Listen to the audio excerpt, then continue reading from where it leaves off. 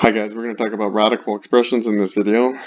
First we'll start with the definition. Nth roots of a. The nth root of a is written as the nth root of a, and the nth root of a is equal to b if b to the n is equal to a. The number n is called the index of the radical if n is an even natural number, meaning a 1, 2, 3, 4, 5, 6, positive counting numbers. Then a must be positive or 0, and b must be positive. Okay. So with that being said, let's consider some things. You guys know that the square root of 1 is equal to 1, and that's because 1 times 1 is equal to 1. And then obviously we could do some more. We could do the square root of 4, and that's equal to 2, and you know that's because 2 times 2 is equal to 2. And so we're just talking on why it must be positive. Obviously, if you do the square root of negative 4, well, that's the square root of negative 1 times the square root of 4. You guys know that this is I because we've talked about that, and we know that this is 2, so this is equal to 2I. Okay, so with that being said, let's do a couple of these examples, and we'll get through this video pretty quickly. We have the square root of 64t squared. Well, we can rewrite this as the square root of 64 times the square root of t squared.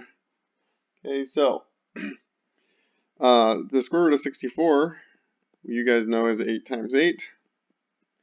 And the square root of t squared is going to be t times t. So then this must equal 8t.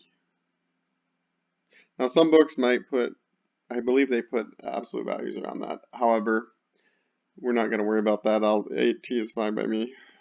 And you'll be done with that. Let's do the next one. We have the square root of 36, y to the 4th. Well, this is the square root of 36 times the square root of y to the 4th, which is square root of 6 times 6 times the square root of y squared times y squared. Notice I made this into two things that are equal, which is 6y squared.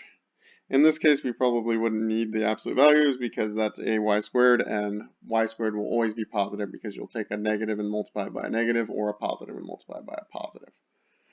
Okay, let's look at some more. Let's do 48. Actually, let's do 46. We have the square root of 4n to the 8th, which is the square root of 4 times the square root of n to the 8th, which is the square root of 2 times 2 times the square root of n to the 4th times n to the 4th.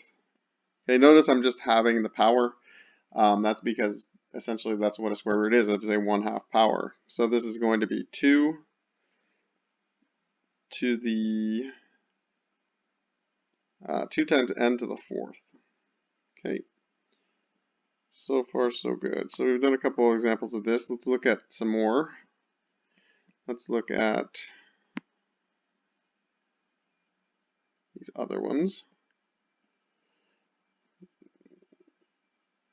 Okay, so let's look at the square root of b squared minus 14b plus 49. This one is going to, we know this factors. This is 49, this is negative 14, this is negative 7 and negative 7. So this is the square root of b minus 7, b minus 7, which is the square root of b minus 7 squared. We know the square root will cancel, and this will give us b minus 7. Okay. Similarly, we could do the same for 50. You guys can try that if you want. Make sure you factor it. Let's do 46. If we do 46, that's going to be, oops, go away square. 46, we have, oh, I wrote 46 down here, my bad. This is not 46, this is, wait, there's two 46s. Okay, I must have taken these from two different sections. Anyways, square root of 128 over the square root of 2. 128 is the square root of 56? No, what is it? 128, what's half of 128? It is 64? times the square root of 2 over the square root of 2. Well, the square root of 2 cancels with the square root of 2, which is equal to the square root of 64, which you guys know as 8. Okay, so we can simplify like that. Let's do the next one. Let's do 48. Square root of 75y to the 5th over square root of 3y. Okay, we need to simplify square root of 75. So the square root of 75 can be written as the square root of 25 times the square root of y times the square root of y times the square root of y. Square root of, oops, I forgot there's one other thing, right? This is only 5y. This is 25, not 75, so it's times the square root of 3.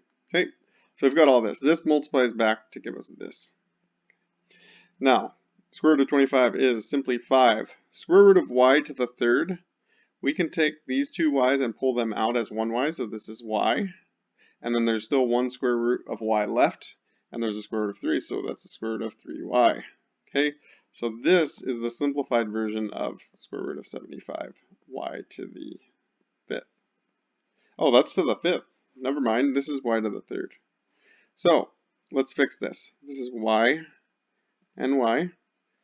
Okay, so that's good. So now we can pull out another set of y's, so that brings two y's out, so let's say y squared out here. There we go. And this should have been y to the 5th. Okay. And so now, let's break that down one more time. I'll make sure it's clear to you. Square root of 75, y to the 5th is equal to the square root of 5 times 3 times y times y times y.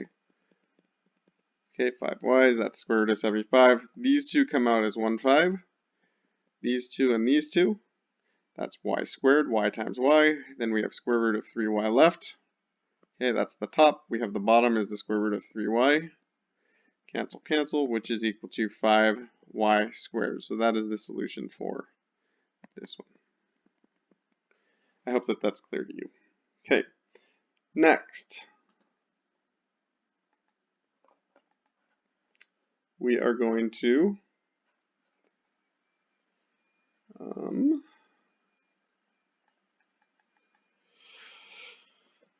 work on, let's do some of the bottom ones. Square root of 28, we'll do factor tree. Okay, so factor tree, let's think of the multiples that give us 28. That would be 14 and 2. 14 is 2 times 7. We have 2 2's and 1 7, so this is going to be 2 square root 7. The index here is 2, so we need two things to pull one thing out. Okay, and anything that gets pulled out is a multiple. We multiply it all together. Next one, 9 square root 54, so we're doing 16. 9 square root 54. So we've got 9 times the square root of 54, which is going to be, 54 is 9 times 6. 6 is 3 times 2. 9 is 3 times 3. So this 3 and this 3 come out. Okay, that's 1. We still have 3 times 2. We can't pull either of those out, so this is going to come out. So we have 9 times this 3. And then this is 3 times 2, which is the square root of 6 still. So this is 27 square root of 6. That's your solution for that. That's the simplified version. Next one is going to be square root, third root of 40. This time we have 10 times 4. Does not matter what multiples you choose. This is 2 times 2. This is 2 times 5.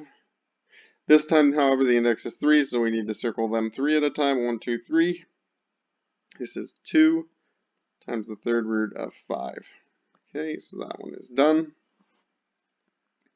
Fourth root of 32. 32 is 16 times 2. 8 times 2. 2 times 4, and 2 times 2. We need 4. The index here is 4, so we circle 4 of them. We can pull 1 out. That's 2. The fourth root of, and there's just 1, 2 left over. Anything left inside gets multiplied back together, and so our answer here is this. Okay.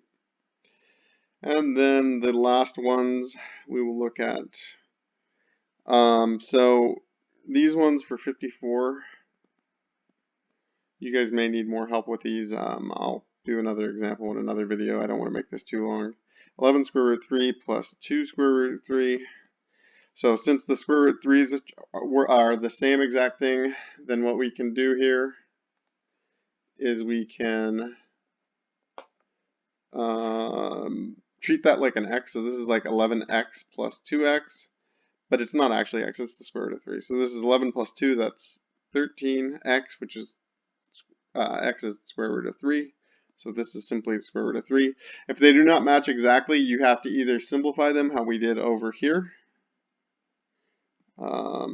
These examples right here. If you can simplify them like this and put them in this form and make this match with whatever's trying to be added, then you should do that. If you can't, then they cannot be combined. So for instance, if you have 11 square root 5 plus 11 square root 7, there is nothing you can do for these. You can't put 22 square root 12. You can't put 22, I don't know, square root 5 plus square root 7. You can't do any of that. But if they match exactly, you can treat them just like x's. If it's x squared, you can add it to x squared. If it's x squared, you can't add it to x. So if they don't match exactly, then you can't combine them. And then finally, we have 30. We'll do this last example. Third root of 6 minus 10. Third root of 6. These two things match. Third root. Let me erase that and make it nicer for you. Sorry. Minus 10. Third root of 6. Okay, notice these two things match. That means we can combine these. 30 minus 10 is 20. Third root 6. That is the combined. I hope this helps. If you have questions on the homework or something, obviously ask them in the discussion. And hopefully you guys are understanding how to do this. Thank you.